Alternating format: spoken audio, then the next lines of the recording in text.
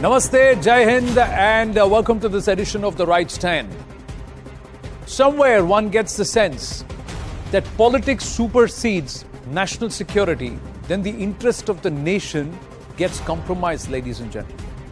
The Coimbatore Blast, a case in point, where somewhere it smacks of an effort to brush a sinister plot and a greater trend, which is a serious threat to national security, to try and brush that under the carpet, when the efforts were to try and dismiss it as just a mere cylinder blast, especially even after about 10 days and clear indications coming through, not just from what the NIA probe is suggesting, but the information that we have put out here at CNN News 18 also pointing to the fact that it is just the tip of a larger terror threat that looms large in the south of our country. And did the governments continue to, and the local establishment, the local leadership, still trying to call it a cylinder blast, not calling it an act of terror, an act that is embedded in radicalism, an act that finds its strings with the Easter bombers of Sri Lanka, and of course, more importantly, those who believe that they want to convert India into a, or who have their ideologies and beliefs embedded through with their foundations in Pan-Islam or the ISIS. Now, these are the notes that we have accessed. It's a CNN News 18 exclusive, a News 18 Tamil Nadu exclusive. On this network, you saw this first. The notes of the accused, Mubin, which point to the level of radicalization and the intent. And of course, the narrative that is there in his head, which is portraying one section of the Indian society as the villains and those that deserve to be targeted and killed.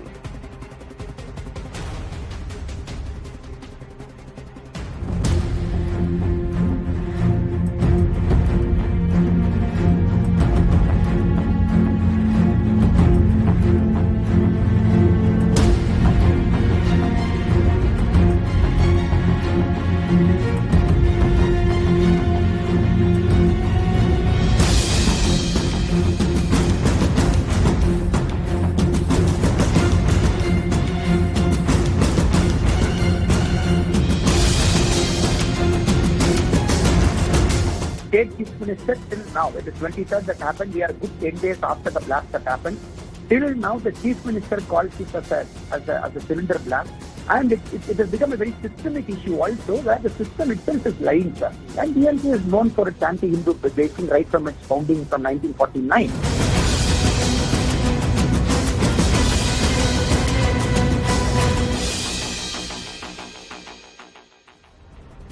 Now, CNN News 18 has also been able to access some of the notes and have a look at it. And when we translate it from Tamil into English or in Hindi, what it points to are keywords. Let's look at some of the keywords. He's also divided society into three parts. He's divided them, or humans, into two parts. Those from his point of view, Muslims and Kafirs. Now, Kafirs are the non-believers, so Muslims and non-Muslims. Although many scholars would say that the use of the word Kafir here is wrong, but that's how the popular lexicon is, so we're going to stick to that, ladies and gentlemen. I'm classifying this because I know I have a lot of our friends and also panelists who have come out and said that the word Kafir or Kufr is to dishonest and not for non-believers, so there's no concept like this in the Quran, but this is how it's been interpreted, and that's how radicalized minds have been taught that Kufr or Kafir are those who do not believe in Islam or who are non-Muslims, and Kafirs need to be eliminated. That's the narrative that's been set. So we're going to stick to that right now. This is how he's broken it. That's the first.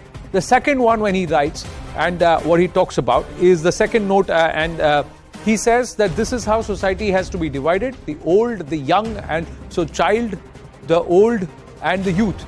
So he says that children and the elderly, these are weak. They are weaknesses and they are weak. The strength is the youth. It is these youth who need to be brought together to ensure that those who are trying to do away, bring down Muslim homes, or who are a threat to Islam and Muslims, they need to be done away with, or they need to be brought to task. A war needs to be waged, and that's where the word I mentioned about jihad comes in. So jihad is the duty of the youth, is what he is coming out and writing in these notes. This is how radicalized he is. We will try and go across and get you some more inputs that have come in, which also point to the fact that some of these actions of these people may not just have a foreign hand, even though the NIA is probing a foreign hand. A foreign ideology, perhaps, that is embedded or steeped in pan-Islam, yes. That has an undeniable ISIS link, perhaps yes. And that's exactly what we're going to debate and talk about on the Coimbatore Blast. Is there an undeniable pan-Islamist ISIS link to the Coimbatore Blast case? It's not just another cylinder blast. That's the big question that we are asking, ladies and gentlemen. We'll try and go across to our guest this evening. Straight away, at this point, we have Kovai Satyan, spokesperson of the AIADMK. Yashovardhan Azad, former IPS, also with us. And we also have TKS Elangovan, senior leader of the DMK. So let's go straight across to our guests. And I'm going to first start with Yashovardhan Azad, a former IPS, and ask him, Mr. Yashovardhan Azad, the very fact when you see the prima facie evidence of this blast, it points to something more sinister. Did it surprise you when the local establishment, the authorities, were still trying to call it a cylinder blast? They are not willing to call it a terror attack. Well, it is unfortunate. In fact, the moment it happened, it should have been brought to the attention of the NIA. I'm extremely happy now that the NIA and the Tamil Nadu police, they are cooperating now and flushing out the militants from their area. But you know, Anand, what is sensational is the kind of findings that you have come up with and which is coming out in the press. And, the latest US terrorism report says already that there were 66 Indian origin fighters in the ISIS. Now, most recent, as in August, when the meeting of the Security Council took place in Tashkent, our deputy NSA said that the attacks by the ISIS affiliate in a neighboring country, in the Khorasan province of Afghanistan, is a threat to India. Right. And that's why when you're talking about the pan-Islamic links, it's absolutely clear that the kind of radicalization which is being done, and this is being done through the dark web, through the internet, is very, very clear. Plus also established by the fact that you remember that the kind of radicalization which took place when the ISIS was in its heyday from Kerala, where many went, perished there, and some got scared. Many of them were interrogated. Therefore, with these Coimbatore blasts, I think it's a very, very serious warning. In fact, let me refer to the US terrorism report again, which says that the NIA in September alone busted 34 terrorism-related cases, arrested about 160 people, in which 10 of them, belong to Al-Qaeda and others. Therefore, it is most important now that the another UN Security Council resolution, which seeks to create a deterrence on the terrorist travel through biometric mapping and sharing of information, it is critical now, and the pan-Islamic terror links are extremely obvious. And therefore, now it is important, and this is my last point, that all the states should cooperate with the NIA in flushing out these radicalized elements or trying to bring them back in the national mainstream. I have Mr. TKS Elangovan with us. Mr. Elangovan, radicals, terrorism is a problem as a bane for under any leadership and is a threat to national security. Was there an effort to try and brush it aside as a cylinder blast? Why is there reluctance among the DMK leadership even now to call it a terror attack? No, see, we have not sidelined it or brushed it away. We took action immediately. That action was appreciated by the governor of the state, but he wanted it to be transferred to the NIA, and now the state government had readily transferred the case to the NIA, and the NIA is looking after it. We are not brushing aside anything, because terrorism should be somehow stopped, and it is an attack on the people, common man. It is not an attack on a particular thing. It is a general public. It creates fear in the minds of the public. So we are against terrorism. But before that, if an incident has to be called a terrorism attack, then we have to investigate and find out. We cannot call every attack as terrorist attack and threaten the people. Instead of the terrorists threatening the people, the government should not do that. That is what we are at. And when we found that there is some material to be to send this to the NIA, we had done that. No, but why was there a reluctance, Mr. Kovai Satyan? Would you agree with Mr. Elangovan when he says that the DMK never tried to brush it under the carpet? Many like me in this state are still in disbelief once the evidence emerged out, connecting the terrorist links, that too with the caliphate. While the materials found on the site during the blast paved way for a strong suspicion that it could be a terrorist link, that's where DMK brushed it aside. The DGP for 3 days in front of the media was terming it as a cylinder blast. Until now, the CM has not come out in open and made a statement in this regard. The person who is in the helm of affairs, who is supposed to restore confidence in the minds of the people, has not come out with a statement yet with this regard. Having said that, look at the double standards of DMK. My fellow friend Mr. Elangovan is saying the governor praised their actions, and it is the same party who is getting signature from their allies to recall the governor in the state. So whenever there is something to their merit, they take advantage of it and try to say that no, they just beat. Go around just beating, see we have done a remarkable job. I'll tell you one thing. Yes. Their election manifesto, the campaign promised Vidial. Vidial means dawn. Vidial in English it's called dawn. Looks like the dawn is for terrorist people, radicalized youth, and people who have got connections with ISIS. That's the dawn this DMK has given to the people of Tamil Nadu. How do you want... is called the Manchester of Manchester of South India. And there's going to be soon the name is going to be changed to something else. Is what this DMK is going to achieve. Yet categorical and colossal failure of intelligence. How do you want to respond to that, Mr. Elangovan? Because see, there was a blast in Malegaon. The person who is involved in it, who is the first accused in it, is an BJP MP now. What is the reply they are going to tell? Has it been proven in court, sir? Just we are against terrorism. We will not allow terrorism. Has the person who you are claiming is involved has that person been convicted by court, sir, or is that person convicted by you?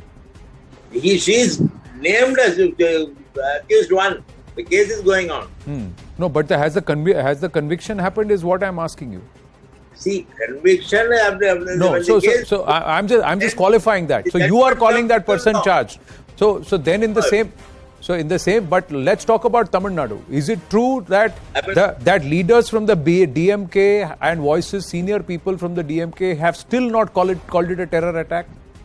See, we want the police to investigate the case and find out whether it is a terrorist attack. And let the police say. And the matter is now with the NIA.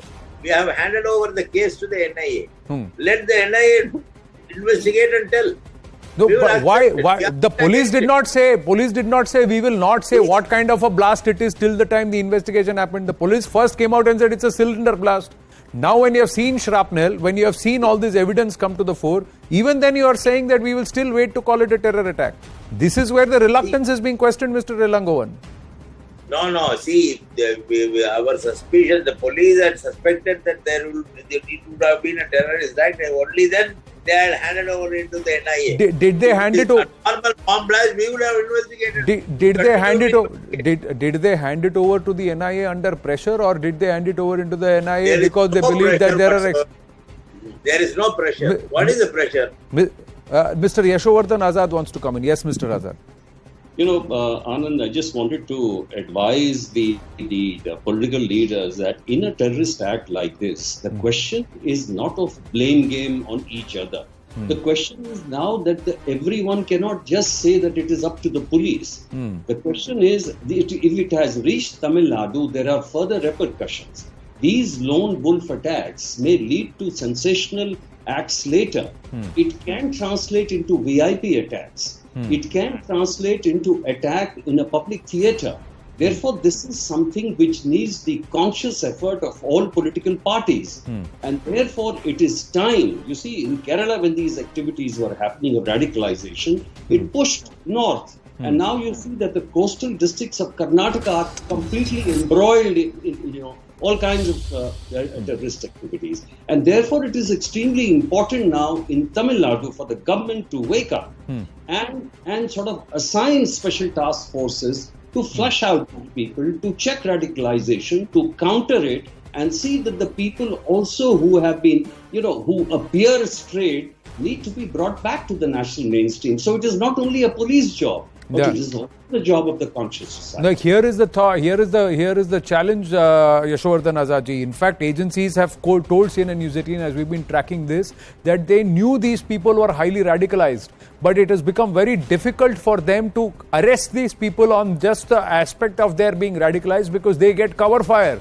And they are unable to defend them in courts because of the cover fire that is being provided for them, and they are unable to hold them till the time they commit an act which could claim the lives of innocents. We should say that we are lucky that it was a predator who was caught in this and not the prey, because in this act, because the damage would have been huge. It was on a festival day at 4 a.m. outside a temple that this blast has happened. Half an hour later, 45 minutes later, there would have been a huge throng of people coming for the Nirmalam or the first darshan of the day. And there, imagine what would have happened there. Now, we've got more news coming through on this story from sources within the NIA. CNN-News18 has accessed details of the financial transactions linked to the accused. The accused used to collect money as little as 500 to 1,000 rupees, ladies and gentlemen, from neighbors and well-wishers, and they used it to buy explosives. So they collected money and they used it to buy explosives. Small loans were taken from neighbors.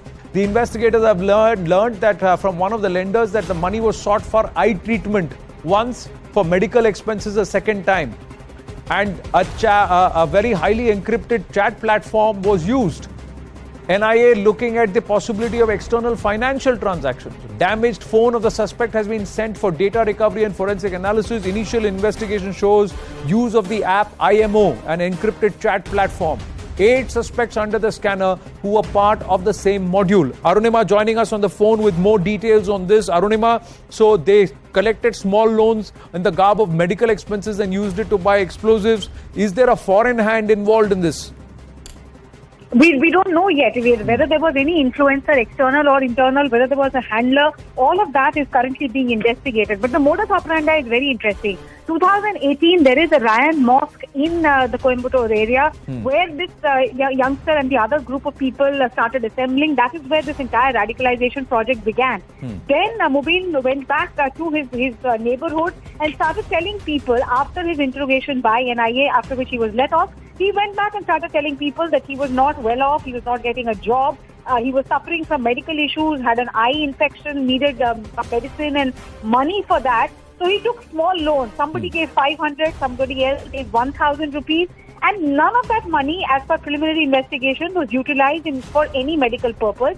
Instead, he went to the local, neighborhood shops and read on YouTube as to how from fertilizers, water-soluble fertilizers, potassium nitrate can be extracted, how from locally available goods, sulfur can be extracted, and he put together those explosives, put together nails, etc., just by accessing material on the World Wide Web, on YouTube. However, none of these links that he accessed, that's what investigators tell me, taught him how to assemble the bomb. So on the fateful day, he was carrying all these explosives. It was not an assembled or not a sophisticated bomb, but because the LPG cylinder caught fire, it subsequently led to the explosive, bursting itself, and him Mubin dying. But the other 8 suspects in this matter, who were part of the same module, who were meeting at that same mosque, they are still under the scanner. And if there was any external handler who was, sending money, if there was any kind of foreign funding, that is something that is a matter of probe. At the moment, his damaged phones are being scrutinized to see who is it that he was chatting with, to try and gather more insight into that aspect. Well, thank you for your inputs. Now, Yashovardhan Azadji, this person, Mubin, along with some of them, had been questioned in 2009 with the Easter bombing case also. How is it they escaped the radar of the Tamil Nadu police? How is it that they were able to mobilize to the level that they wrecked 6 temples in Coimbatore? You see, unfortunately, Anand, what is happening is different regimes accord different kind of priorities to different activities. There's a thing called soft terror and there's a thing called hard terror. And the problem is that it's very, very unfortunate that the police sometimes looks the other way because of political considerations. In this case, what is most dangerous, and that is why I was seeking participation of the Muslim leaders also, that here are these people who should get involved with these kind of communities, because these lone wolf attacks are very, very dangerous. Look at this person. It is totally an indigenous module now, which the links of the foreign funding will come later. That we'll see later. But in this particular case, he has been able to collect everything. And secondly, Anand, one of the most important literature which you will find in this radicalization teachings and all that is to how to make homemade bombs. And that is through the internet based. And that is why this is more and more dangerous, because this is getting more and more popular. And hence these politicians should get into the act. Talk to the various leaders. The Muslims, mullahs should talk in the mosques and say that this is something which is against the country, and getting involved with terrorism is extremely dangerous. And many of the people can be taken back into the national mainstream. That is why this is how you can help the police. Police will do its own job. Kovai Satyanji, do you believe the DMK's explanation that they have been impartial, they are waiting for the investigation to happen, and if they had any intent, they wouldn't have handed the probe to the NIA? I would like to add a statement to the IPS officer, retired IPS officer. Sir, blame game is inevitable in politics. By blame game, we doesn't justify the act, or we don't compromise on certain things such as national security and law. The blame game is to expose where and all the flaws had happened. And it is our duty as an opposition to tell them where they are flawed. It is a known history that whenever DMK is in power, the law and order is compromised and will be compromised. And in this regime of DMK, even the national security is compromised. No armed cases, you can find a DGP rushing to the spot and spending 3 days of time. So everybody knew that there is something serious happening. But what was taken back by the common man is the subsequent statement saying that all is well, it was only an accident. Rather than trying to give a caution to the people and take stock of the situation and send out positive signals, they were only trying to do a damage control exercise, which really took a hit on the credibility of the police force, which took a credibility on the intelligence. Tamil Nadu police is one of the most potent and capable. Tamil Nadu police, one of the most potent and capable police forces across the country, and I salute to the Kaki. I've got somebody who is a former IPS officer himself. Now he's the state president of the Tamil Nadu BJP. Joining us, Mr. Annamalai. Thiru Annamalai, vanakkam, namaskaram. Let me first ask you, the investigation details that are stumbling out point to the fact that this person, Mubin, was highly radicalized. He had broken down human beings into two categories, Muslims and Kafirs. You are one of the first people to say that this is more than a cylinder blast. Was that a policeman's instinct, or at that time was it pure play politics? Hello, sir. Vanakkam. My greeting to the panelists who are here. I'm not able to see them, so I'm not able to greet them by names. Sir, it's a very serious issue that is tumbling out every passing day. Every passing day is teaching us that this issue is getting more serious. And October 23rd morning, when the bomb blast happened, 8 days later, when I visited the spot in Coimbatore, October 31, I was able to pick up a ball bearing from there. I was able to pick up a nail from there, which I showed in the press meet also. So any person who was there, he was very, very clearly, a common man was also feeling this is more than a cylinder blast. This was a clear-cut terror attack. But very unfortunate the way the Tamil Nadu government was dealing with this issue, very careless. They were calling this as a simple cylinder blast. All is well in the state. Parties like BJP, ADMK were trying to politicize it.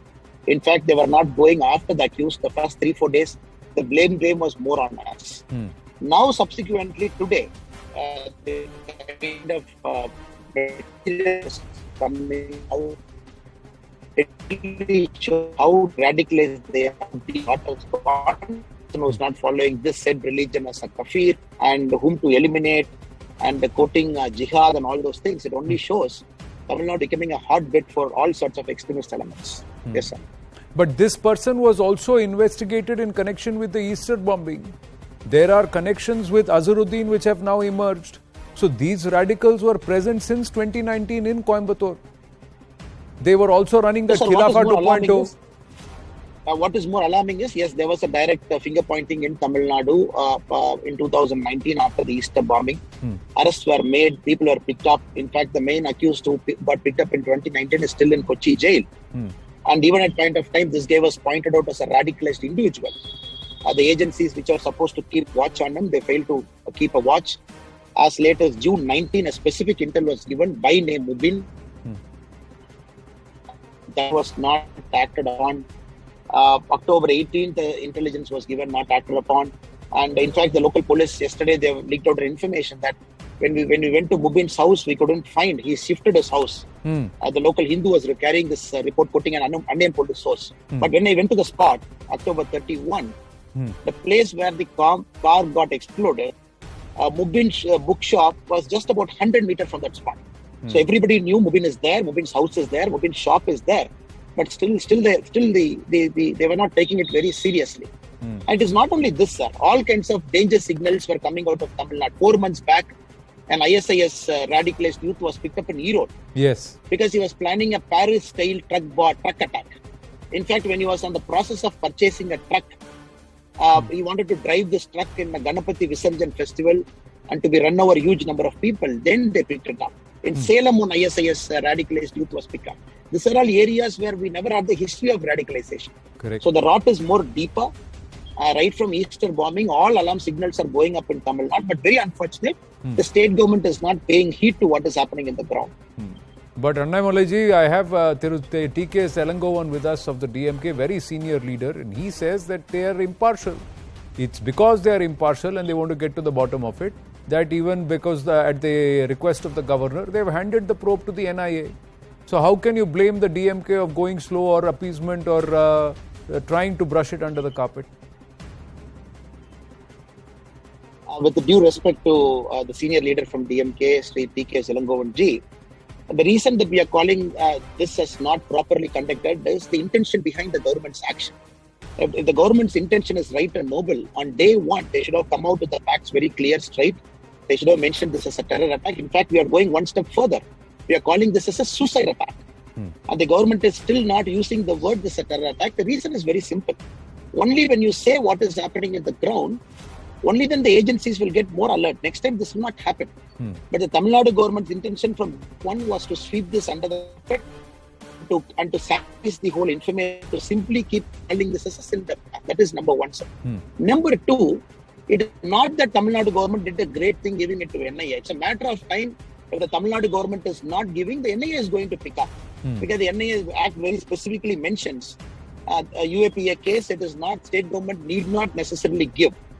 But in fact, after BJP and our alliance partners ADMK, we picked up the issue.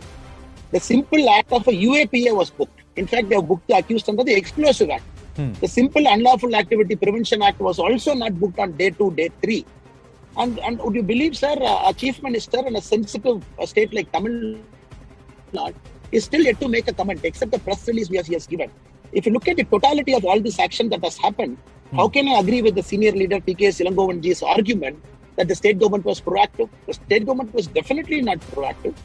In fact, we are looking at clear signals, Team Intel specific report, October 2018 report, still no action taken against the intelligence officers whose duty is to monitor. By God's grace, nothing happened. Imagine if the bomb was blasted. Maybe in the afternoon of October 23rd, which was the original plan. If many people have died, definitely we will not be having this conversation at this point of time. We will be having a different conversation. I hope and pray DMK party and the government takes the national security issue very seriously, and petty politics can always be aside. But in terms of national politics, my humble appeal and request, because they're very senior leaders, multiple time ministers, and DK Selangovan-ji himself is a very tall leader in DMK.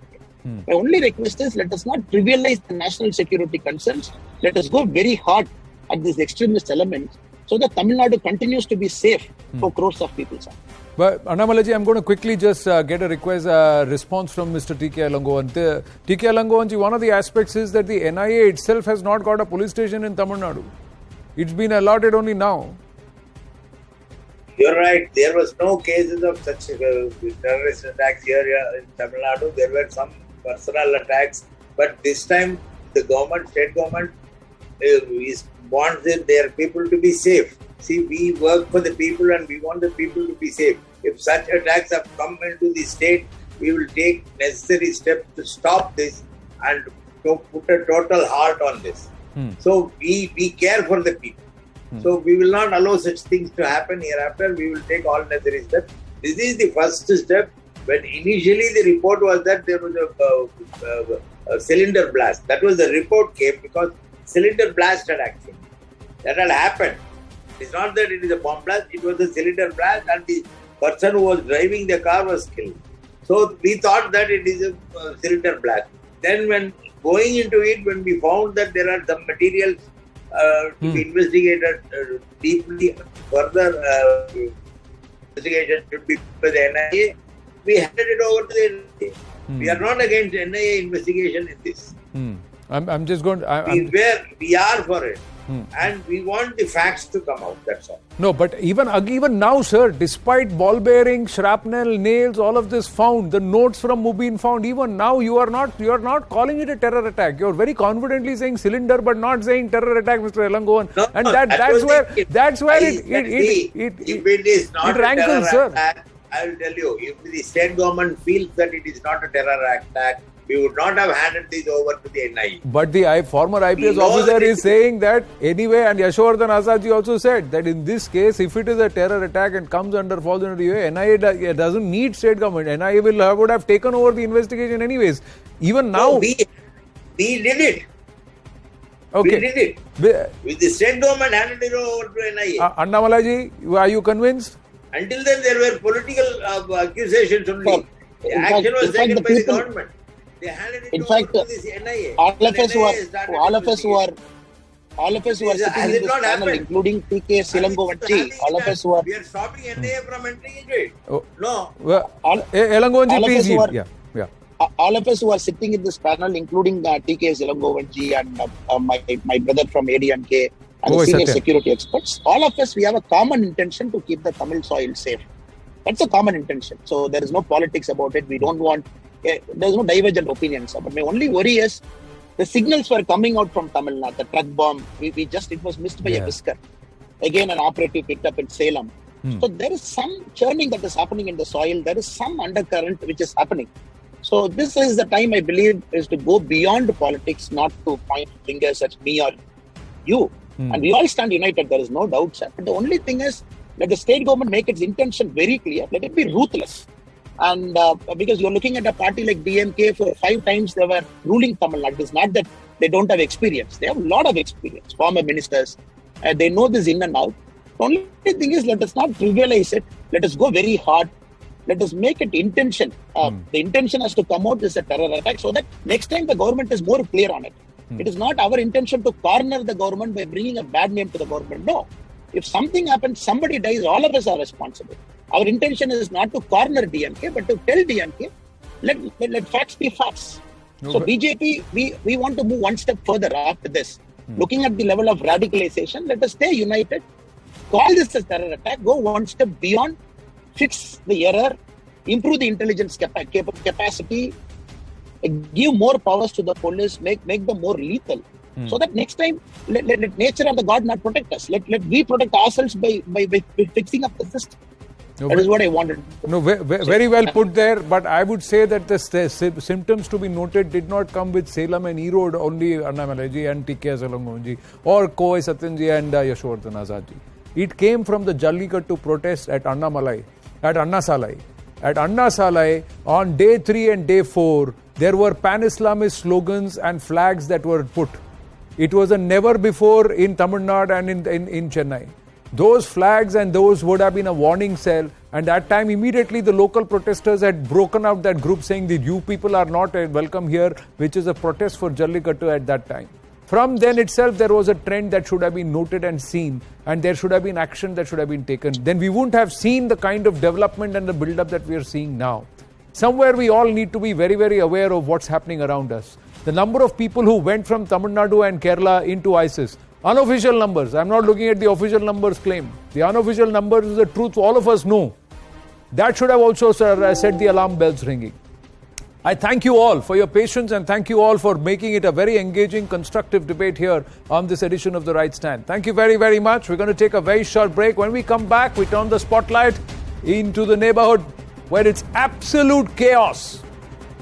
A nation that is hurtling towards balkanization has an attack at a former Prime Minister while he's carrying out a rally against the current establishment in the heart of the Pak province of Punjab, in the Gujranwala district in that region of Wazirabad at the Allahabad Chowk. Imran Khan has received shrapnel or bullet fragment injuries to his leg. The PTI is claiming an assassination attempt. But what's happening in Pakistan? We'll dwell on it when we come back. Stay with us.